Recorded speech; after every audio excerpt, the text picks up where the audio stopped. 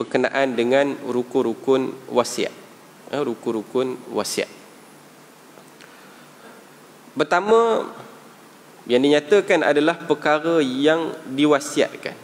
Maknanya rukun ini, rukun ni apa dia? Rukun ni kalau tak ada, benda tu takkan jadi. Contohnya solat. Apa rukun dia? Kan ada 13 rukun. Kalau tak ada salah satu rukun, dia tak jadi solat. Dia bukan dinamakan sebagai solat. Itu rukun. Jadi rukun ni kalau salah satu tak ada, dia tak ada nilai kepada perkara tersebut. Jadi demikian juga wasiat, maka dia ada rukun-rukun dia. Yang pertama, perkara yang diwasiatkan. Dia kata apa? Perkara yang diwasiatkan hendaklah disyariatkan dan tidak boleh melibatkan perkara maksiat. Ini kerana wasiat disyariatkan bagi mendorong orang Islam melakukan pelbagai kebaikan dan menampung amalan yang luput. Maksiat bertentangan perkara tersebut. Nabi SAW bersabda menerusi hadis Muaz bin Jabal, Inna Allah azza wa jal qad tasaddaqa alaikum bi thuluthi amwalikum inda wafatikum ziyadatan fi hasanatikum liyaj'alaha lakum zakah fi a'malikum. Sesungguhnya Allah bersedekah ke atas kamu dengan 1/3 daripada harta kamu di saat kematian kamu, sebagai menambahkan kebaikan kamu bagi menjadikannya kepada sebagai satu tambahan kepada amalan kamu. Maknanya Allah Subhanahu wa taala memperuntukkan kepada setiap daripada orang Islam itu untuk peruntukan daripada 1/3 itu untuk dia wasiatkan. Untuk apa dia? Menampung kepada hasanat kebaikan, dan dia menjadi menampung kepada amalan. Dia menjadi penampung kepada amalan. Maknanya kalau kita wasiatkan itu, wasiat itu dapat menampung amalan kebaikan. Sebagaimana dalam hadis Nabi SAW menyebut, idza mata ibnu adam inqata amalu illa min thalath. Al-waladus salih yad'u lah, al-ilmu yantafa'u bih, was-sadaqatu al-jariyah. Yang bermaksud apabila matinya anak Adam, maka terputus amalannya melainkan 3 perkara. Yang pertama iaitu doa anak yang soleh. Yang kedua, doa anak yang soleh ni itu yang menjadi kepada penyambung kepada pahala bagi kita lah semasa di kematian kita. Kita tahu bahawa kematian kita ni lebih lama daripada kehidupan kita. Sebab kenapa lebih lama? Ialah hidup kita ni bukan lama. Kita hidup mungkinlah 60 tahun, 70 tahun, 80 tahun. Kalau lebih tu bonus. Tapi nak kata mati itu, bila kita berada di alam barzah, maka itu yang kekal dan lebih lama. Yang lebih lama di alam kematian. Jadi untuk kita menambahkan pahala bagi kita adalah dengan kita dengan doa anak yang soleh. Doa anak yang soleh. Walau bagaimanapun dia takkan sampai kalau kita tak ada akaun. Kan contohnya kalau kita kat bank ni kita ada akaun. Jadi bila ada akaun ni mudahlah untuk anak kita tu transfer duit dekat kita. Kita dekat jauh, dekat Ulu Perlis ni, anak kita dekat KL. Jadi macam mana nak transfer duit? Jadi transfer melalui bank. Jadi mestilah kita kena ada akaun. Kita kena ada akaun akaun apa-apalah dekat bank tu, senang dia nak transfer duit. Demikian jugalah apabila kita meninggal, bila dia nak transfer doa tersebut, kita kena ada akaun. Apa akaun dia? Akaun dia adalah tidak meninggalkan benda yang wajib dalam kehidupan kita. Solat tak tinggal, puasa tak tinggal, zakat tak tinggal. Jadi segala rukun Islam yang difardukan kepada kita, kita buat semua sekali. Maka itulah akaun kita pada alam barzakh kita. Jadi nak sampai doa anak yang kita didik sampai kepada kita macam mana? Dengan akaun tersebut. Dengan akaun tersebut. Kalau tak ada akaun, doa macam mana pun wassalam lah jawabnya. Dia tidak akan sampai. Dan yang kedua, iaitu ilmu yang bermanfaat. Sebab tu bila kita ada keluarga, maka kita akan didik pada peringkat awal tu anak kita. Kita janganlah bagi orang lain didik anak kita ni, rugi. Kita tak dapat saham. Jadi bila dia kecil lagi, mudah nak masuk, kita ajar dia mengaji, kita ajar dia solat, ajar dia fardu ain dan sebagainya, maka selagi mana dia amalkan ilmu yang kita ajar daripada kecil itu, berterusan pahala yang kita dapat. Kadang-kadang kita terlepas. Bila yang ajar dia, siapa dia? Cikgu dekat tadika. Siapa yang ajar? Cikgu dekat sekolah. Jadi itu yang menyebabkan kita rugi sikit. Kita tak dapatlah sikit saham tersebut. Sedangkan kita boleh dapat saham apabila anak kita mengamalkan ilmu yang kita ajar, ilmu Quran, ilmu fardu ain dan sebagainya, dan dia amalkan sepanjang kehidupan dia, maka dekat situ kita dapat saham. Dan apabila kita mati pun, kita dapat juga saham ilmu yang bermanfaat tersebut. Ajar pula kepada cucu, anak kita ajar pada cucu, ajar pula cucu pada cicit dan sebagainya, maka saham tersebut tak berkesudahan. Dan apa segala ilmu yang lain, kalau kita ni cikgu ke, jurulatih ke dan sebagainya, apa segala ilmu yang bermanfaat dekat dunia ni, maka dia dikira sebagai pahala, bekalan kita dekat alam barzakh nanti. Dan yang terakhir, wasadaqatu al-jariyah, sedekah yang mengalir. Jadi sedekah ni banyaklah. Sedekah apa dia? Sedekah dengan zakat, sedekah dengan apa lagi? Dengan wakaf, sedekah dengan derma. Semua tu adalah sedekah. Jadi kalau kita ada wasiat ni, kita wasiatkanlah dengan nak mewakaf ke, kita nak zakat ke dan sebagainya dengan wasiat kita tu. Jadi dengan wasiat ini dia akan, dalam hadis yang disebutkan tadi, dia sebagai hasanat, dia sebagai ganjaran kebaikan kepada kita selepas kita mati, dengan kita melakukan sedekah. Tapi sedekah tu kita nak dengan kita kena bijaklah dalam kita nak sedekah tu.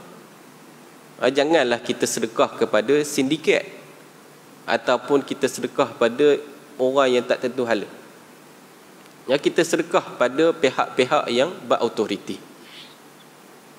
Bila sahabat ni mereka ni dia nampak kepada perkara masa yang akan datang, futuristik para sahabat ni. Bila mereka nak bersedekah, mereka akan pastikan bahawa sedekah mereka tu akan berkekalan. Sebab tu mereka ni depa sedekah apa? Kalau Osman bin Affan itu dia sedekah telaga yang menjadi sumber air kepada penduduk Madinah. Maknanya menjadi sumber air di penduduk Madinah, Osman beli dan harganya terkawal sampai ke lamalah, sampai beratus tahun. Dan hasil pula daripada telaga tersebut sehingga pada hari ini ada hotelnya, ada kebun kurma, ladang kurma yang besar daripada hasil daripada telaga Osman bin Affan, yang mana kekal sehingga hari ini. Dan ya, ada sahabat lain yang wakafkan kebun, ada yang wakafkan bangunan, ada yang wakafkan tanah dan sebagainya, yang mana mereka ni memastikan bahawa kekalnya mereka punya sedekah tu sebagai jariah. Sebab tu dalam Quran ni dia tak adalah sebut sebagai wakaf tu. Wakaf tu tak disebut dalam Quran, tetapi konsep dia, konsep itu difahami dengan apabila nak berkekalan itu daripada sumber hadis Nabi, yang mana apabila Umar Al-Khattab dia dapat harta rampasan perang tanah di Khaybar.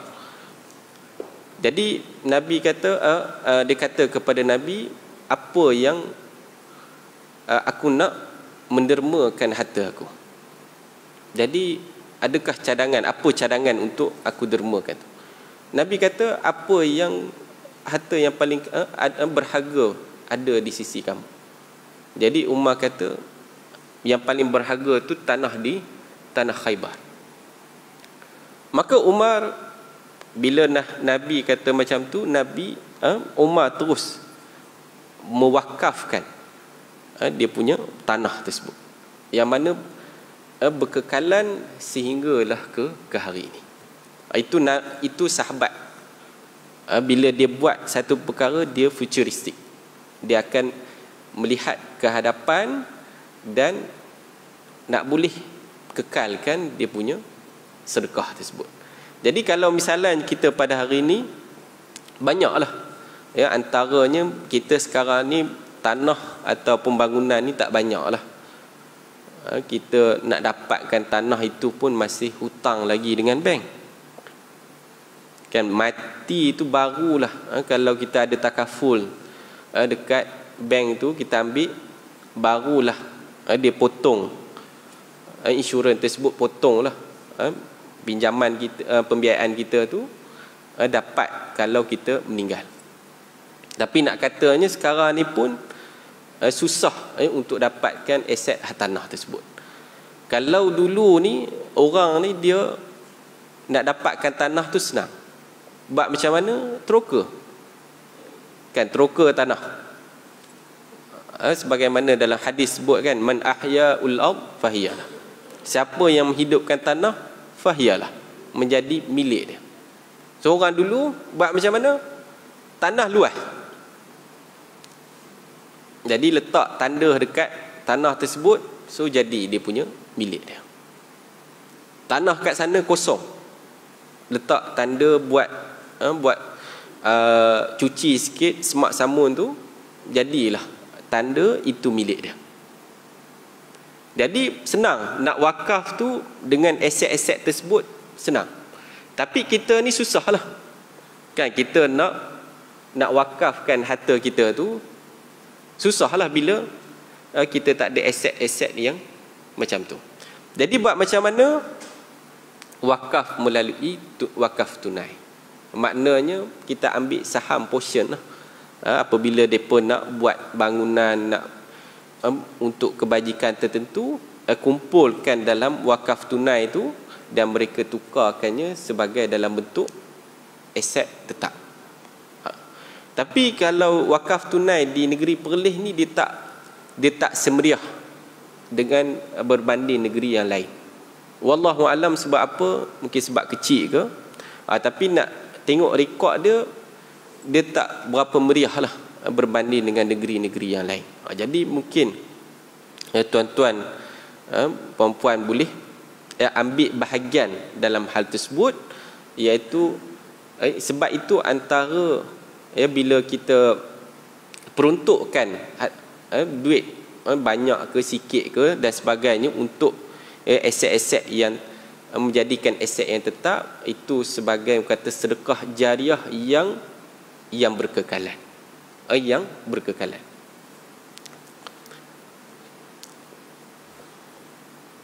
Dia persyariatan zakat ni, wakaf ni pada asalnya tak ada.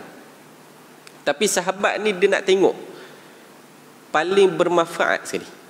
Jadi bila dia paling bermanfaat tu, dia nak tengok yang harta wakaf dia ni berkekal lama, tahan lama, supaya mengalir al-jariyah, mengalir pahala. Itu memang nak kata hebat lah generasi sahabat ni. Bukan kata maknanya macam curah air kat daun keladi tu, bukan macam tu lah, buat ala kadar dan sebagainya. Dia perbuat memang banyak konsep-konsep yang sahabat buat ni yang kekal sehingga hari ni. Contoh penulisan Al-Quran, berdakwah, tinggal apa segala ada di tempat mereka tu, pergi berdakwah pula. Jadi nak kata sahabat ni adalah sebaik-baik golongan yang mengajar kepada kita, itulah sebaik-baik amalan.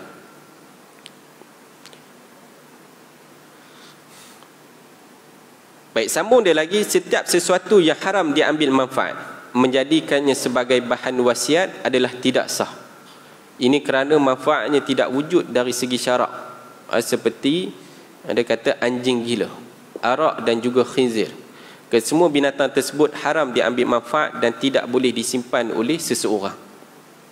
Jadi nak kata bahawa perkara-perkara yang haram tersebut tidak sah untuk diwasiatkan. Tidak sah untuk diwasiatkan. Boleh berwasiat dengan benda najis yang halal mengambil manfaat daripadanya, seperti anjing yang terlatih, baja najis dan arak yang muhtaramah, iaitu arak yang diperah untuk dijadikan cuka.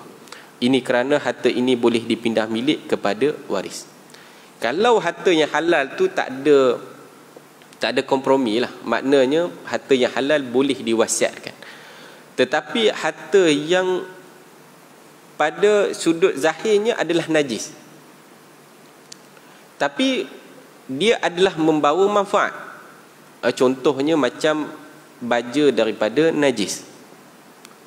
Dia adalah, walaupun dia najis tetapi dia bermanfaat. Sebab itu para ulama membahaskan benda yang najis ni boleh jual ke tak boleh jual. Waktu nak jual, contohnya nak jual loji kumbahan. Loji kumbahan yang penuh dengan najis, najis tu nak dijual.